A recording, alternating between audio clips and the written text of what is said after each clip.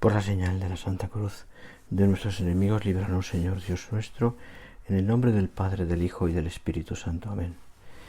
Señor mío y Dios mío, creo firmemente que estás aquí, que me ves, que me oyes. Te adoro con profunda reverencia. Te pido perdón de mis pecados y gracia para hacer con fruto este rato de oración. Madre mía Inmaculada, San José, mi Padre y Señor, Ángel de mi guarda, interceded por mí.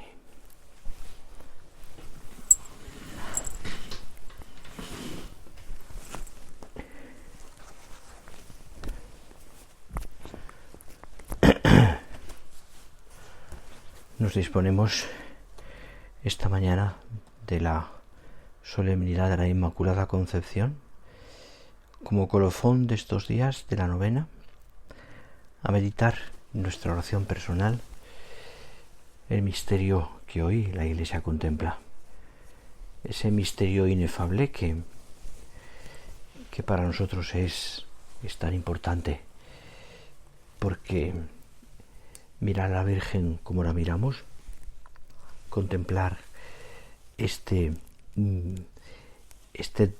dogma de la Inmaculada Concepción de María, concebida sin pecado, que la Iglesia durante siglos, los cristianos más bien, también la Iglesia, pero los cristianos durante siglos y siglos han creído y han proclamado de tantas maneras distintas, hasta que ya en 1854 el gran Papa Pío IX declaró el dogma de la Inmaculada Concepción, cosa que después la Virgen corroboró en aquella aparición tan bonita de Lourdes, cuando le dijo a Bernadette quién era, y el quién era 4 años después del dogma, la Inmaculada Concepción.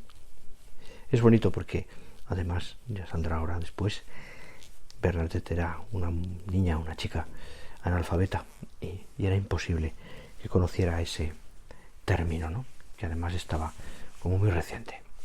Bueno, pues nos disponemos, como te digo, en este contexto, en este marco de lo que hoy vamos a celebrar, estamos ya celebrando, a vivir, a hacer nuestra oración pensando mucho en esto. Ya has visto que durante estos días hemos ido contemplando a la Santísima Virgen en la novena a través de la oración del Ave María. No sé cómo te ha resultado, si te ha ayudado.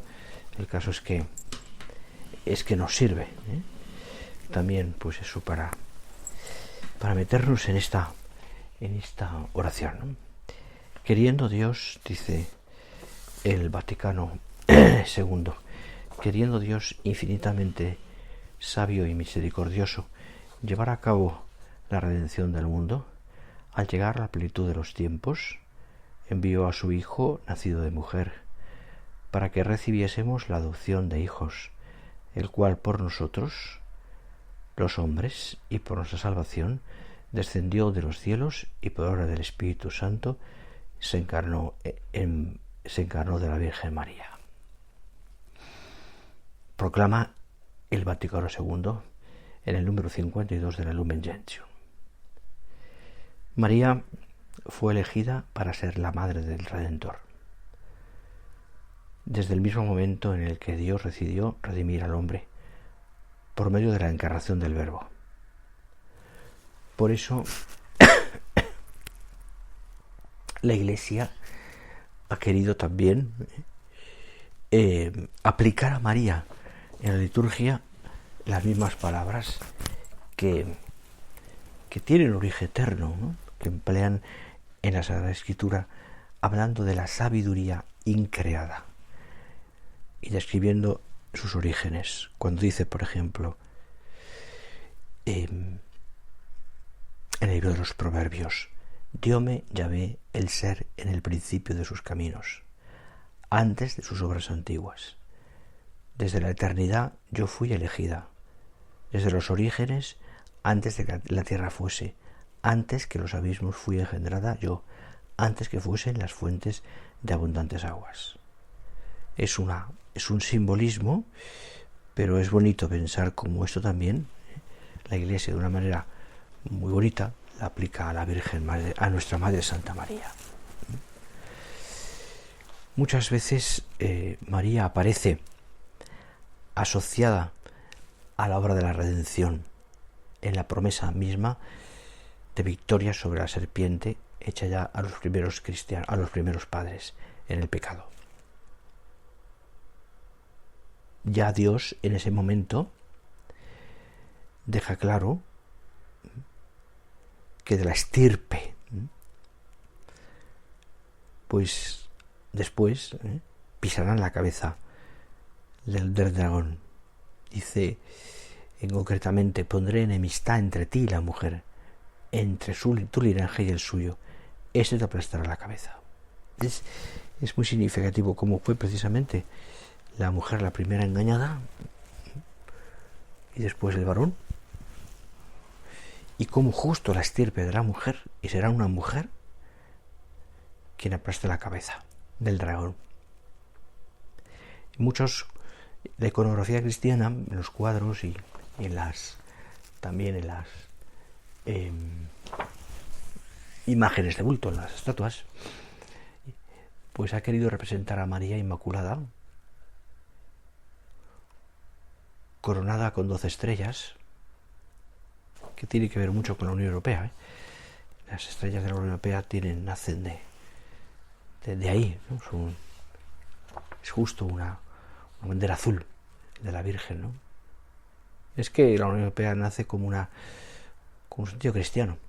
Quienes la fundan son hombres de fe. Y te decía, ¿no? Pues aparece siempre en la iconografía la Virgen aplastando la cabeza del dragón. En sus pies, habitualmente un dragón, y aplastando a la Virgen la cabeza del dragón. Me acuerdo que en el colegio donde estaba antes en Coruña, teníamos allí una cosa que llamó una imagen de la Virgen muy bonita, que las alumnas le tienen mucha devoción, que es la Virgen de la Roca. En mayo le ponen flores y debajo, cuando la trasladamos porque hubo que cambiarla de sitio, estuve mirándola en espacio y ya está muy gastada también por el tiempo de la humedad y la lluvia, y debajo tiene como, se nota, ¿no? Tiene ahí ya desdibujado de la piedra la cabeza del dragón también. Es que es la Inmaculada.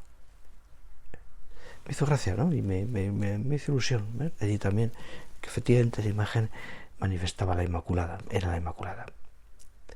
Bueno, pues en virtud de la predestinación de María para ser la madre del Verbo, Dios la preparó con todo esmero, preservándola inmune de la culpa original y llenándola de gracia y de virtudes. Quiso el Señor que fuese así. María concebida sin pecado, sin mancha de pecado. Es verdad, es que Dios no podía consentir que la que había de ser su madre estuviera contaminada por el pecado ni un solo instante. Ni un solo instante. De ahí que le pidamos a la Virgen también eso, que nos proteja contra el pecado. Dice San José María: Dios omnipotente, todopoderoso, sapientísimo, tenía que escoger a su madre. ¿Tú qué hubieras hecho si hubieses tenido que escogerla? Creo que tú y yo hubiésemos escogido la que tenemos, llenándola de todas las gracias. Y eso hizo Dios. Por eso, después de la Santísima Trinidad, está María. Los teólogos hacen un razonamiento lógico de este cúmulo de gracias. De este no está sujeta a Satanás.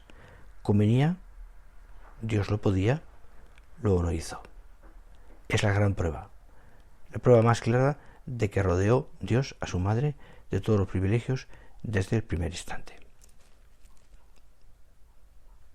Y así, como te decía al principio de la meditación, concretamente, el día 8 de diciembre del año 1854, Pío IX, en la Basílica de San Pedro, confirmaba y declaraba como dogma de fe, por tanto, la Inmaculada Concepción.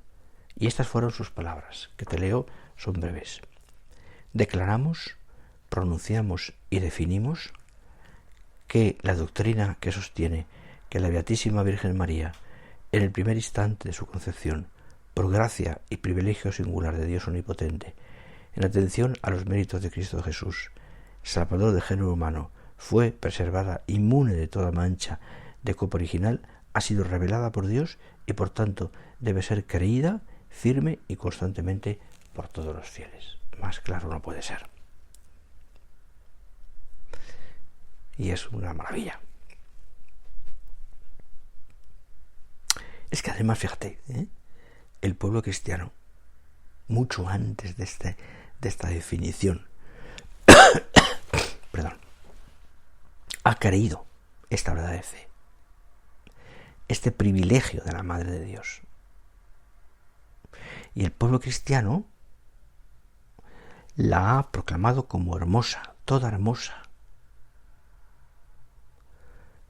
Por eso la saludamos. Dios te salve María, llena eres de gracia. Nada manchado hay en ti.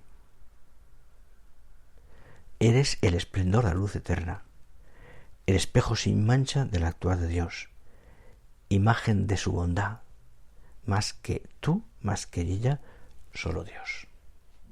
Me estaba viniendo a la cabeza ahora, yo con frecuencia antes de ordenarme, iba con frecuencia a misa, cerca de casa de mis padres, a la Compañía de Jesús, en Valencia, a la iglesia de la Compañía, una iglesia antigua muy bonita. Junto al Señor del Sagrario, que es lo más importante que tiene esta iglesia, tienen una joya del arte y de la piedad, que es la Inmaculada Concepción de Juan de Juní, que la habrás visto muchas veces. Juan de Juanes, perdón. Un pintor valenciano, igual me equivoco, pero yo creo que es 17, me parece, 17 más bien. Es una preciosidad de cuadro, grande, enorme. La Virgen y alrededor pues un montón de los símbolos que hablan de la Virgen, que están muy relacionados con la Letanía del Rosario. Y el Padre y el Hijo que la coronan, el Espíritu Santo. Cuentan que un buen jesuita en aquellos años se vivía la fiesta entonces, la Inmaculada Concepción con mucho cariño. La fiesta todavía no estaba claro el dogma, pero bueno, él la vivía como una cosa también particular, ¿no? Y dicen que rezaba mucho y que hacía, incluso leía llegar una novena antes para prepararse para la novena. Era su devoción personal, ¿no? Y repetía con frecuencia esa ejaculatoria: Tota pulcra es María, Inmacula non es in te. Toda limpia eres María y en ti no hay pecado. Cuentan que, diciendo esa oración, rezando, tuvo una aparición de la Virgen que le maravilló. Y esa es la imagen que luego le contó al autor para que pintara el cuadro. Tuvo la visión de la Virgen Inmaculada. Tota pulcra es María, toda limpia eres María, Inmácula no es in te, y no hay en ti pecado. Y te decía al principio que pues, justo después de aquel dogma, 4 años después, en Lourdes, la aparición de Lourdes tan bonita, si no has estado en Lourdes te recomiendo que vayas, merece la pena, pues le pidió a la Virgen, a Bernadette, que erigieran una capilla. Y justo fue en la 17ª aparición, el 25 de marzo, cuando María le revela, la señora, más que ella nunca ha hablado de la Virgen, porque no sabía quién era, la señora revela su nombre. Ahí es cuando ya lo dice. Y cuando le ha dicho por 3 veces consecutivas que le diga su nombre, porque le había pedido el párroco que se lo preguntara, ella sonríe sin responder al principio, pero a mi tercera pregunta la señora unió sus manos, las llevó sobre el pecho, miró al cielo y luego, separando lentamente las manos e inclinándose hacia mí, me dijo que era Inmaculada Concepción. Soy la Inmaculada Concepción. Lo dijo en el idioma que la Bernadette, que era, pues una niña de aldea, pues lo podía entender, que era el patuá, un dialecto de aquella zona. Soy la Inmaculada Concepción. Bernadette corre a contárselo al párroco y el señor cura Peremal, en un principio escéptico y desconfiado ante las apariciones, queda impresionado al oírla. Conoce la ignorancia religiosa de la niña, que ni siquiera ha hecho la primera comunión, que la recibiría justo el 3 de junio de ese año, y que no ha oído hablar del dogma proclamado 4 años antes por Pío IX, que la Virgen fue concebida sin pecado. Y ahí fue como el signo, ¿no? Claro, para que el buen cura creyera.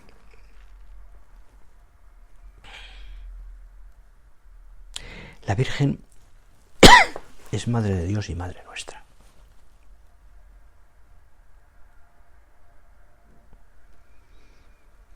Hay un paralelismo entre Eva y María, que ya lo tratan los santos padres, y que se recoge en el Catecismo también del Concilio de Trento, donde dice: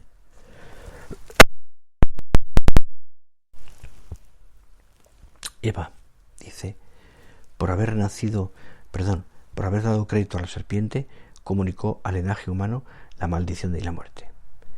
Y por haber María creído al ángel, hizo la bondad de Dios que viniese a los hombres la bendición y la vida. Por causa de Eva, éramos por naturaleza hijos de la ira, y por medio de María recibimos a Jesucristo, porque renacemos hijos de la gracia. Pero fíjate qué bonito, ¿no? ¿Sí? Cosa tan hermosa pensar esto y darnos cuenta de lo que significa celebrar con alegría esta gran solemnidad. ¿Por qué? Porque siempre lo pienso. ¿Qué sería de nuestra vida sin la Virgen? Nuestra vida cristiana, quiero decir. ¿Qué sería sin tener ese calor de madre maravilloso? En María, dice un documento precioso de la Conferencia Episcopal Española, dice: en María contemplamos la belleza de una vida sin mancha entregada al Señor. En ella resplandece la santidad de la Iglesia, que Dios quiere para todos sus hijos. En ella recuperamos el ánimo cuando la fealdad del pecado nos introduce en la tristeza de una vida que se proyecta al margen de Dios. Todo esto te lo leo despacio, pero todo esto nos implica. En ella reconocemos que es Dios quien nos salva, inspirando, sosteniendo y acompañando nuestras buenas obras. En ella encuentra el niño la protección materna, que le acompaña y guía para crecer como su hijo en sabiduría, estatura y gracia ante Dios y ante los hombres. El niño Dios se refiere. En ella encuentra el joven el modelo de una pureza que se abre al amor verdadero. En ella encuentran los esposos refugio y modelo para hacer de su unión una comunidad de vida y de amor. En ella encuentran las vírgenes y los consagrados la señal cierta del 100 prometido ya en esta vida a todo el que se entrega con corazón indiviso al Señor. En ella encuentra todo cristiano y toda persona de buena voluntad el signo luminoso de la esperanza. En particular, dice, desde que Dios la mirara con amor, María se ha vuelto signo de esperanza para la muchedumbre de los pobres, de los últimos de la tierra, que han de ser los primeros en el reino de Dios.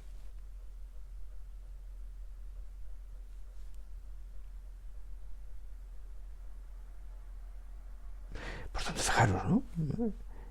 Como en todas las etapas de la vida, la Virgen. porque ella nos ha dado la vida. Ella nos ha dado la vida. De ahí que nosotros tengamos muy metido en el corazón, lo hemos aprendido desde niños, nos lo han enseñado nuestros padres, nos lo han enseñado las catequesis, tenemos el cariño a la Virgen María. Y en la obra, en el Opus Dei, también San José María quiso que tuviera toda una entraña también muy mariana la obra. Por eso celebramos con gran alegría las fiestas de la Virgen como esta. Por eso él le gustaba ya en tiempo de guerra, cuando tenía que ocultar, firmar las cosas que firmaba con el nombre Mariano, que era su segundo nombre, o tercer nombre. Mariano, porque así se sentía él. A ella acudió en los momentos de dificultad, acordados de la Rosa de Rialp, cuando no sabía si volver a España, a la zona ocupada o a la zona donde había libertad para trabajar como sacerdote. Y la Virgen le da un signo, sigue.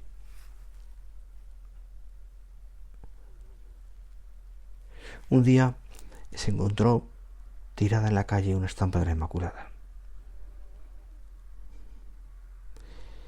En ocasiones las encontraba, ¿no? Y lo que hacía era quemarlas en casa. Pero esa vez pensó que aquella imagen, que era de un catecismo concreto, la habían arrancado por odio. Y dijo, por eso no quemaré la pobre imagen de un mal grabado en un mal papel y roto. La guardaré, la pondré en un buen marco cuando tenga dinero. ¿Y quién me dice que no se dará culto de amor y desagravio con el tiempo a la Virgen del Catecismo? Decía. Qué bonito, ¿eh? Tenía una gran devoción. De que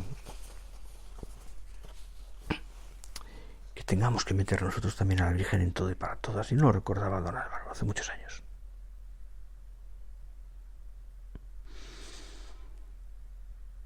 En todo y para todo. Al colocar Dios a su madre en la cumbre de la santidad, llenándola de gracias, nos empresa también a nosotros que la honremos, porque alabar a la Virgen es alabar al Hijo y por él a la Santísima Trinidad. ¿Qué hijo no goza de que honren a su madre? Cuanto más el Señor, que siendo Dios ama a su madre más que todos los hijos del mundo. Yo pido que mis hijos amen con locura a la Madre de Dios, que es Madre nuestra. San José María Escrivá. Con locura, con pasión, con un amor inmenso.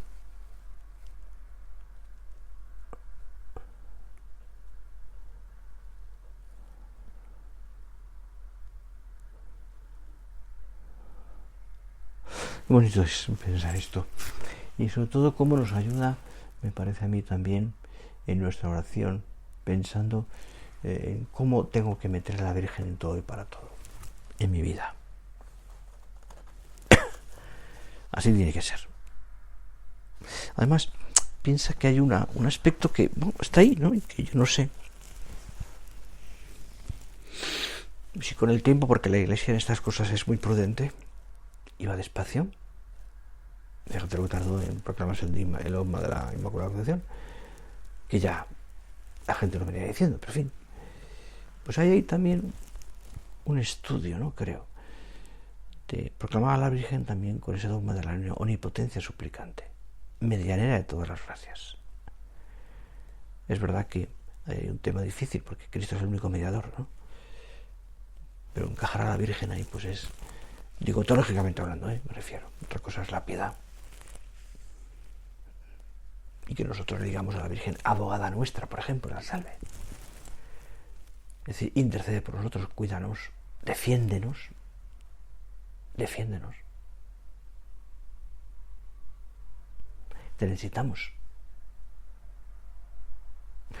Por eso te decía que hay la Virgen hay que reclamarla también, es decir, como María, Medina de todas las gracias, ¿no? Y yo diría que hay como varias razones, ¿no? Pero así por concretarte, ¿no? Y que te pueda ayudar. Por una parte,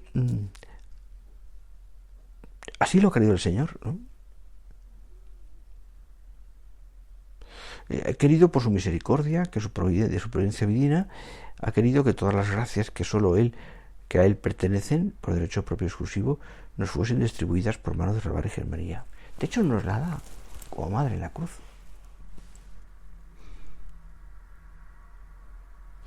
Y además, por ser la madre de Dios y la corredentora, nadie tiene mejores títulos y más motivos para ser la dispensadora de la gracia.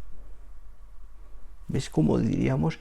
Ella, por ser quien es, por su maternidad divina, y me atrevo a decir, es como si dijéramos que toca las fronteras de la divinidad. Es la única criatura a lo largo de la historia que ha tenido la plenitud de la gracia y tiene, por tanto, una idoneidad especial para administrar las gracias y auxilios necesarios en nuestra salvación. Por tanto, es dispensadora de esas gracias. Y también por el amor que tiene a los hombres, a quienes ha engendrado espiritualmente. Por todas esas razones y por muchas más, diríamos, ¿no? Es decir, que cuánto necesidad tenemos de acudir a la Virgen. Cuánta necesidad tenemos. Y es que está metido en la entraña de cualquier hombre, ¿no? El tema de mi madre.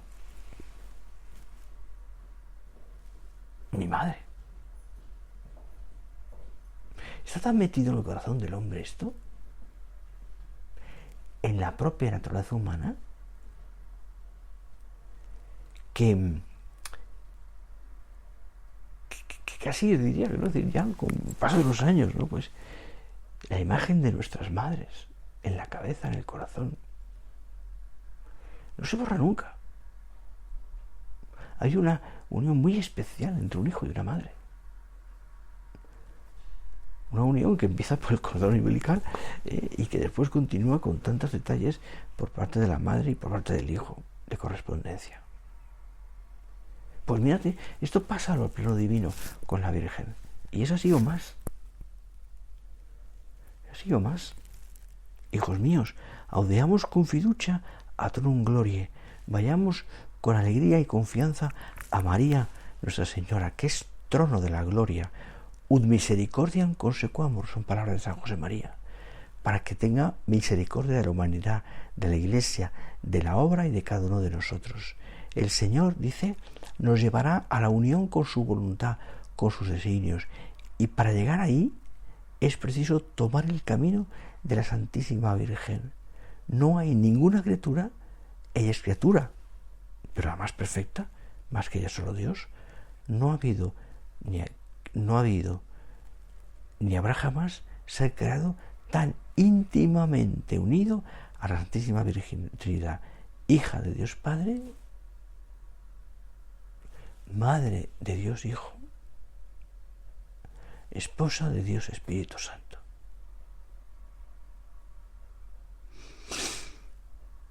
Madre, prepárame el camino seguro,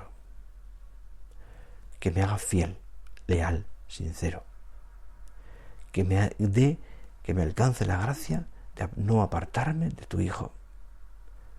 Madre, ayúdame a ser fiel a mi vocación de cristiano, en mi caso de sacerdote, y en la obra. Madre, te pedimos por la Iglesia, por el Papa, por tantos cristianos que están perseguidos, por los pecadores,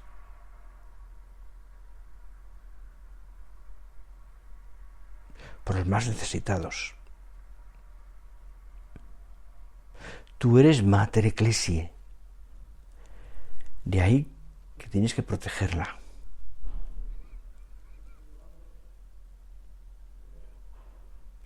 Y la invocamos, terminando ya nuestra oración hoy, como Regina Apostolorum, Reina de los Apóstoles. Y queremos que ella nos encienda cada día más en el deseo de acercar a todos los seres humanos al Hijo, que nos tome de sus manos y nos haga fermento bueno en la entraña de la gran masa del mundo. Dios te salve María, hija de Dios Padre. Dios te salve María, Madre de Dios Hijo. Dios te salve María, esposa de Dios Espíritu Santo. Más que tú, solo Dios. Te doy gracias, Dios mío, por los buenos propósitos, afectos e inspiraciones que me has comunicado en esta meditación. Te pido ayuda para ponerlos por obra. Madre mía Inmaculada, San José, mi Padre y Señor, Ángel de mi guarda, interceded por mí.